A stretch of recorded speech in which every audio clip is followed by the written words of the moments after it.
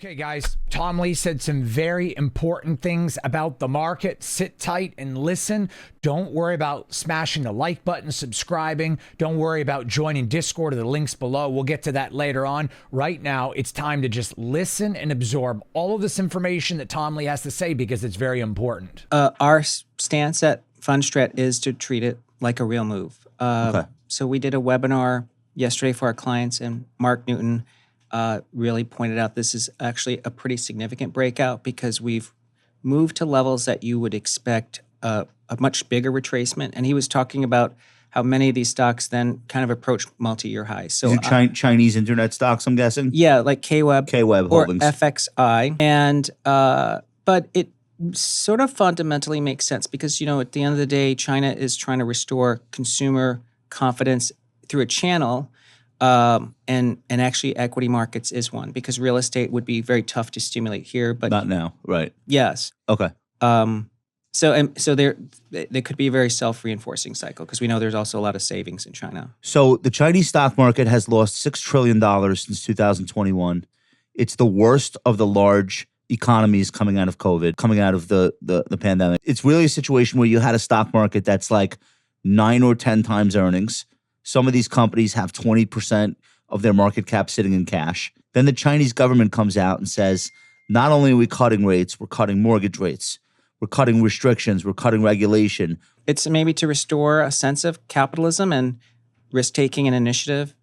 Do you think it's going to work? I think that we won't know. But in the meantime, it's a little bit like in Europe when Draghi said whatever it takes. Yeah, that was a pretty big moment. You should be a little fire-ready aim just because if you're lucky and it retraces towards its all-time highs, it's a huge move. So I think it's a good calculated risk. You know what? If I made a measurement gap between like perception of macro versus like logically macro, it's a huge gap because I think many people think this is an extended rally, an expensive market, and a business cycle that's late cycle.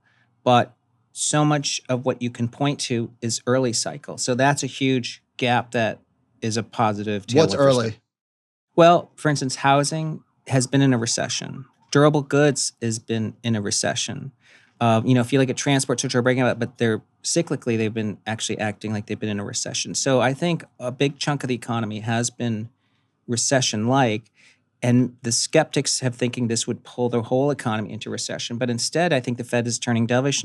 And if you look at something as simple as private investment as a percentage of GDP, and it's around 25%, we've never been late cycle until this number's over 27% and then rolls over. That's a late cycle. So we still have a lot of room to grow. I think the first thing to look for is housing activity. If home visits pick up, or applications pick up, and I think, or you can just watch the real estate stocks. Refis were 55% of all mortgage applications, which is a fairly high level. Yeah, and I've spoken to a few brokers. They say that people are buying ARMs and they'll just refi continuously. So things have turned. What I think happened is the Fed signaled to the business world in 2022 that there's a hurricane coming. Yeah, and so I think businesses got cautious, and the really ones with plentiful cash weathered the storm well. Small caps really got destroyed because of the cost of money. As you know, there's obsolescence. So 5% of capital stock depletes. Even tower companies, 5% of towers fall. So there's been deferred expansion, and that's why hiring is stronger because when you defer capital spending, you actually have more employment. I think it's going to be very expansionary, but obviously biggest beneficiary should be small caps because they got hit the hardest. So Tom Lee said a lot of interesting things, and we're going to go over all of them right now. I have my notes here. And first thing to touch base on is the fact that China has seen a $6 trillion loss since 2021. The short interest of the FXI, which is all the top stocks from China listed in London, it has currently seen a 61% short interest on the shares float. The time to cover is now. Things are not looking good with that. The stock market in China China is trading at 10 times earnings, a 20% of market cap these companies have sitting in cash. The China stock market is also trading at a multi-decade low, or multiple decades low, like over the last 20 or 30 years, at least in terms of valuation. Although recently, the Chinese stocks have seen a significant breakout. This is because the Chinese government is cutting the RRR by 50 basis points, which is the reserve requirement ratio.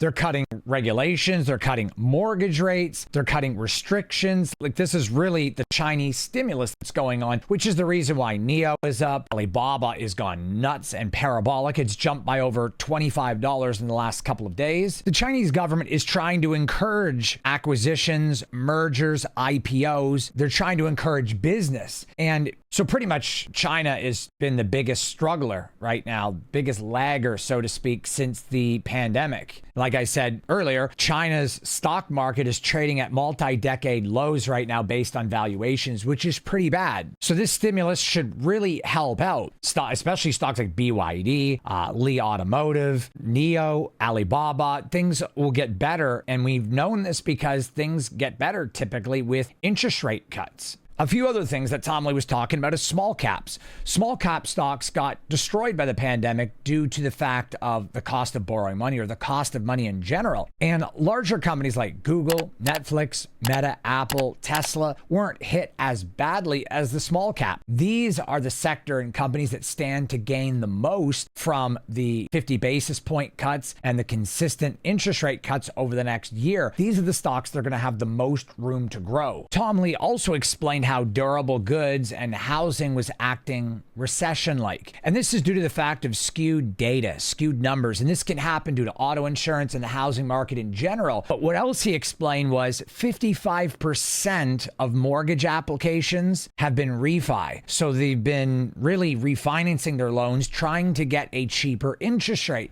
And as time goes on, interest rates are going to continue to drop. Refis are going to keep coming in. And that's how the economy eventually will stabilize. It's just very, very small portion of this entire issue going on. But Tom Lee is really just, long story short, explaining how there is no recession. It's just certain things are recession-like or behaving similar to a recession, but that we shouldn't be worrying at this point in time. So we're going to take a listen to what Tom Lee has to say about the labor market, jobs being added, and if unemployment's going up or down. But first, if you guys want to take control of your financial freedom and you guys want to become a better trader, better investor, I'd love to help you guys, but it's a very serious mentorship. If you guys are interested, you guys can sign up at investorcorey.com right there on the screen. The link is also in the information box below.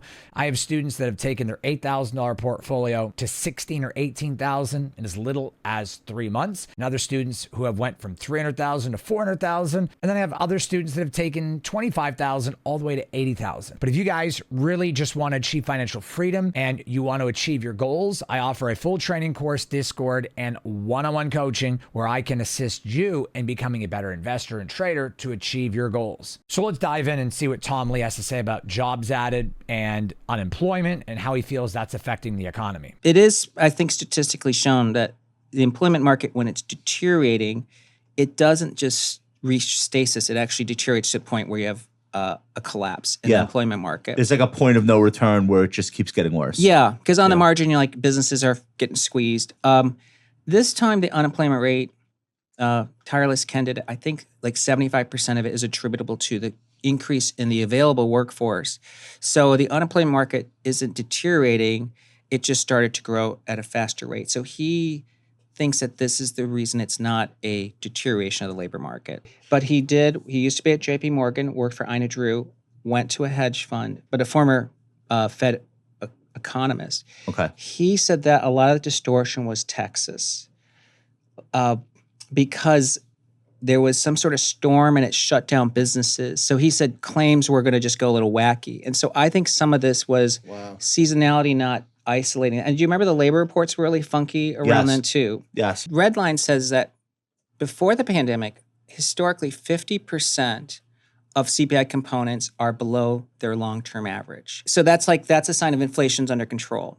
We crossed 50%, as you can see, in late 2023.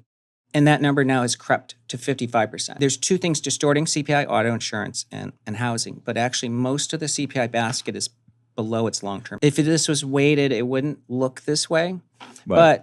But this does point to why it's a great macro backdrop, because what we're doing is we're emerging from an inflation war.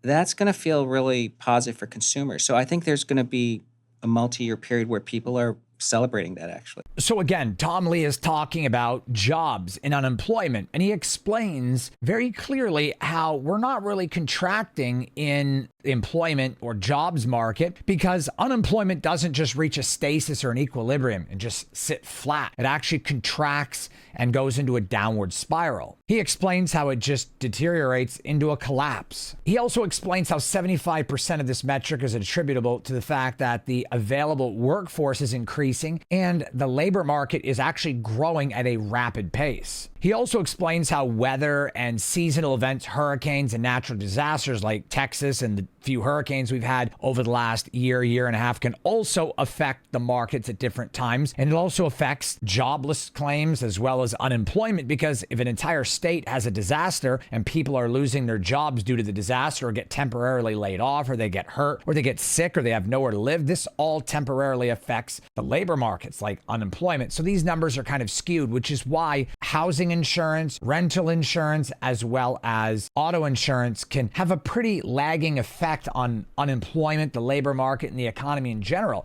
If a hurricane hits Florida, let's say the beginning of October, and for 2 months they're rebuilding and there's lots of damage, well, you can bet that housing and renters insurance and automotive insurance are going to be skewed and affect the unemployment and the PMI and CPI data going forward. But you can also bet there's also going to be people hurt. There's going to be people without homes. There's going to be a lot of home damage, and people are going to be living on the streets or in homeless shelters, maybe hotels. There's going to be all kinds of craziness. When this happens, especially in the southeastern or south central United States, from Texas to Florida, this also plays a big part of the economy's data when it comes out. But not only that, we had a pandemic going on at the same time. So from 2021 to 2023 or even 2024, there's a lot that goes into this data. It's not just as simple as unemployment, jobs added. It's not as simple as just those two metrics. Tom Lee also explains something else very important. In fact, more than 55% of CPI data right now, and this metric is inching up and climbing, is better than 2019 pre-pandemic levels, which means inflation's actually going down. Unemployment is going down. Jobs added is going up. This is good for the economy.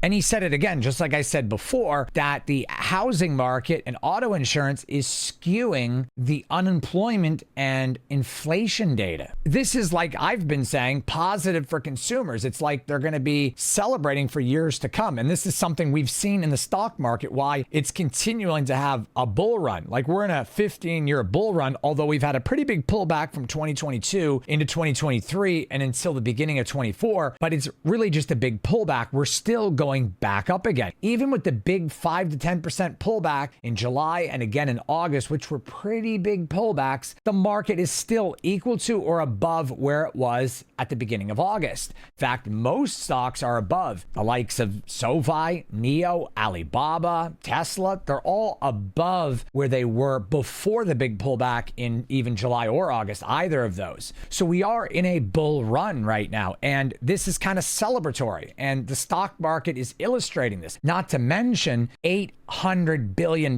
is coming over into the stock market from money market accounts, which I told you guys was going to happen. It's already in progress. So this is something that's currently happening. And I don't feel like the market is anywhere near headed for a recession. I think inflation's falling like a knife at this point. And like Tom Lee said, falling like a rock. So inflation is really going down. Jobs added's going up. Unemployment is going down. And things are getting better. And we're in a celebratory moment. Now, when this happens, we also have uncertainty with the elections happening, which is causing, I guess you could say, a level off from this celebration moment. But once the election happens, everything's going to run, because all of the celebration we're having with the rate cuts and now the stimulus happening in China, the geopolitical tensions also have a factor in this. But with that happening and elections uncertainty. This is causing a little bit of a flat line in the market. And once the elections happen, if CPI and PMI data still continues to be like it is now and getting slightly better over the months, once the election happens, everything's going to run in November and December. And as long as geopolitical tensions don't get worse, we're going to see a pretty massive bull run in November and December going into the new year. So, I mean, you guys can see clearly that the markets are doing well, but you have to do your due diligence. In no mean am I saying just throw your money out there, but there are some stocks you can put your money into between now and the election time, which are really safe. Like I told you guys in one of my previous videos before the run, Alibaba's one, Wayfair is another, Walmart's another one, Bank of America, Coca-Cola, Kraft and Heinz. These are good stocks. SoFi, these are the stocks I'd be putting my money into. And even Palantir right about now. These are safe stocks and things are looking really good for the stock market right now. Although it's flat, bear with it. We have about the next 4 to 5 weeks with a flat market with some bull runs, some pullbacks, but kind of indecisive. Be careful. Sit on your hands if you must, but things are going to get better as we get closer to the election. If you guys want to sign up for my coaching, my one-on-one coaching, Discord, and training course, you want to take control of your financial freedom, you can do so at any time. InvestWithCorey.com right there on the screen.